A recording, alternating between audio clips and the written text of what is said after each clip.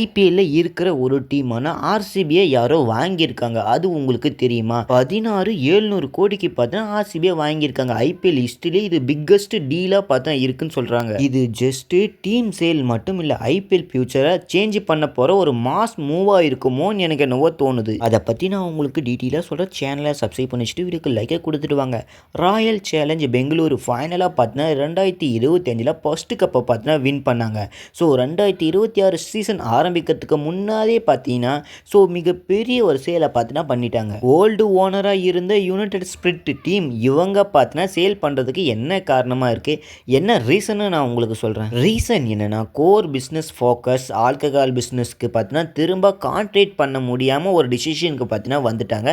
So அதனால தான் இந்த மாதிரி ஒரு சேலை பண்ணிட்டாங்க. புது ஓனர் யாருன்னு கேட்டிங்கன்னா 4 பேர் கொண்ட குழுவாக பார்த்தீங்கன்னா இது இருக்காங்க. அதில் முதல் ஆள் Aditya Birla groups, the time groups, அதுக்கப்புறம் பிளாக் ஸ்டோன், போல்ட் வென்டரஸ், இந்த மாதிரி 4 பேர் கொண்ட ஒரு குழு பார்த்தீங்கன்னா 16,600 கோடிக்கு பார்த்தீங்கன்னா இதை வாங்கியிருக்காங்க. ஐபிஎல்ல ஒரு ஹிஸ்ட்ரியாக பார்த்தீங்கன்னா மோஸ்ட் எக்ஸ்பென்சிவ் டீமை பார்த்தீங்கன்னா சேல் பண்ணியிருக்காங்க. அது ராயல் சேலஞ்ச் பெங்களூரு. பட் இதில் என்ன ட்விஸ்ட் இருக்குன்னா, இனிஷியலாக 2 பில்லியன் எக்ஸ்பெக்ட் பண்ணாங்க.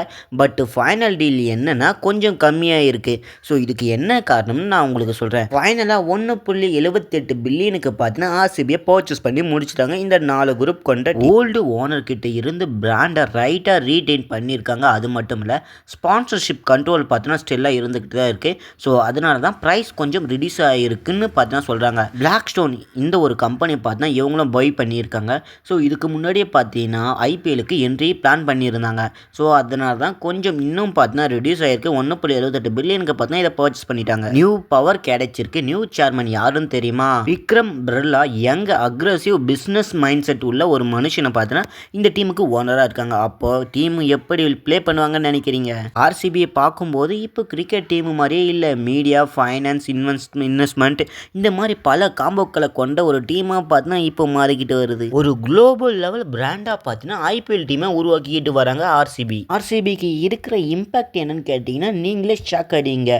ஆர்சிபி மோர் மணியை பார்த்தீங்கன்னா வச்சுக்கிட்டு இருக்காங்க. பிக்கர் பிளேயர்ஸ் பார்த்தீங்கன்னா இருக்காங்க. குளோபல் மார்க்கெட்டிங் லெவலில் பார்த்தீங்கன்னா உருவெடுத்திருக்கு. ஐபிஎல் ஃபியூச்சரை நினைக்கும் போது ஃபுட்பால் கிளப்பு மாதிரி பார்த்தீங்கன்னா ஒரு பிக் லீக் லெவலுக்கு பார்த்தீங்கன்னா மாறிக்கிட்டு வரதை நம்ம பார்த்துக்கிட்டு தான் இருக்கிறோம். ஸோ அதை தான் இப்போ காமிச்சிருக்காங்க. ஸோ ஃபைனலாக என்ன, ஆர்சிபி ஈசாலே கப் நாமதுன்னு சொன்ன ஆர்சிபி பார்த்தீங்கன்னா இப்போ வேறு லெவல் ட்ரெண்ட் ஆக போகிறாங்கன்னு நான் நினைக்கிறேன். ஏன்னா குளோபல் லெவல் மார்க்கெட்டை பார்த்தீங்கன்னா உருவாக்கிட்டாங்க.